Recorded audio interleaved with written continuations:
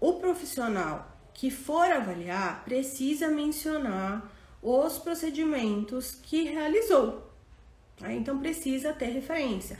Depois ali da história, a gente vai falar quais procedimentos a gente realizou, né? E aí, lembra que lá no comecinho eu disse assim, olha, quando a gente vai mencionar quais procedimentos realizou, e muita gente trava ou não coloca nada porque não antecipa, né? Então assim, vai deixando a avaliação correr meio que solta, deixa eu ver o que eu faço, e aí vai fazendo ali de qualquer jeito, depois chega no laudo, não tem exatamente o que colocar ali, porque não fez, só fez observação livre, né? E aí não tem nada para colocar.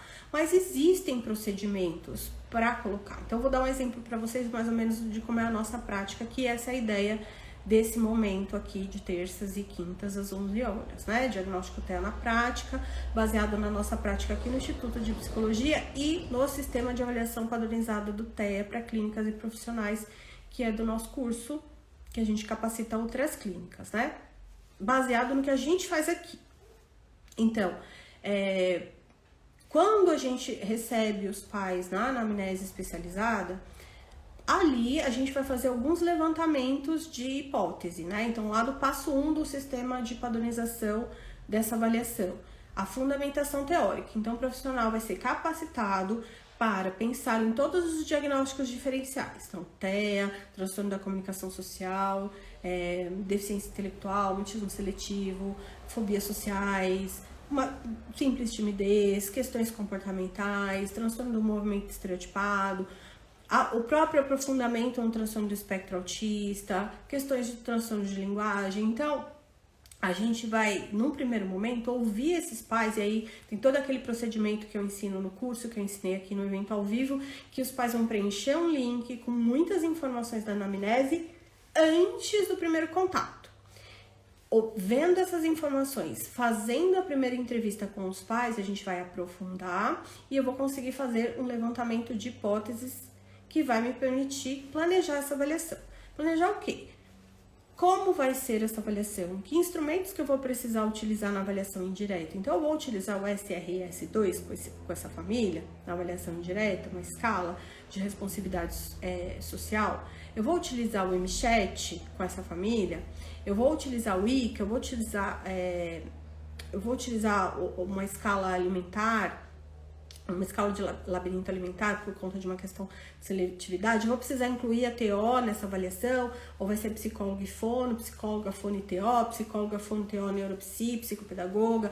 Como vai ser essa avaliação? É a partir dessa primeira entrevista, dessa primeira checagem dessas informações. Isso já é começar a planejar a avaliação. Outra questão, essa criança, ela é verbal, não verbal, ela tem muitas alterações de comportamento, ela tem, enfim. E a partir daí, eu vou também planejar como vai ser a minha conduta com essa criança. A caixa de brinquedos é mais ou menos igual para crianças até 4, 5 anos, mas a avaliação é diferente para crianças acima de 5, 6, 7 anos, para adolescentes, por exemplo, né? Então, esse primeiro contato vai me ajudar a planejar. E é isso que a gente vai colocar lá no laudo, na parte de procedimento. Então, por exemplo, isso lá na nossa formação, né, do sistema de avaliação padronizada, a gente ensina no módulo 2, que é estrutura e antecipação. Então, eu já vou ter todos os formulários possíveis que eu posso utilizar, tem todos os cronogramas, os roteiros, os brinquedos, eu vou saber quando utilizar, quando não utilizar. Essa entrevista esse link, né, para enviar para os pais, e todo o roteiro para saber mais ou menos para onde eu vou caminhar. O passo 3 é o modelo de conduta. Então, é um manual de conduta que envolve uma teoria, né, a teoria sociopragmática, que diz, resumidamente, que crianças com uma suspeita de dificuldade na comunicação social, ou uma suspeita de TEA, por exemplo, vão ter dificuldade de interação recíproca. E aí, essas crianças, para conseguir o melhor na interação com essa criança, tem algumas coisas que a gente tem que fazer e outras coisas que a gente deve evitar para a gente conseguir uma melhor avaliação. Então, eu vou ter que checar se essa criança responde à interação, se ela aponta, se ela compartilha, se ela olha, como é que é a atenção compartilhada, se ela responde ao nome, se ela engaja, se ela troca turno, se ela entende pequenas pistas sociais, se ela integra gestos com o olhar. Enfim, eu tô pensando lá nos critérios do DSM-5, né? A gente tem um checklist que a gente utiliza, que é um checklist como se fosse um mapa mental para avaliação, né? Baseado no DSM-5.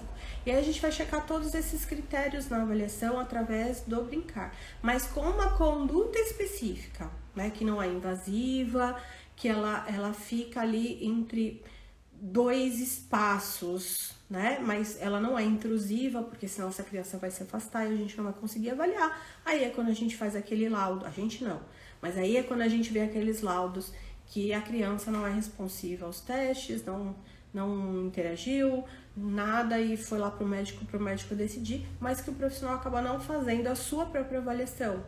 Não consegue avaliar a criança naquele momento. Ela tem alguma interação, mas não consegue avaliar nem essa interação, a qualidade dessa interação, né?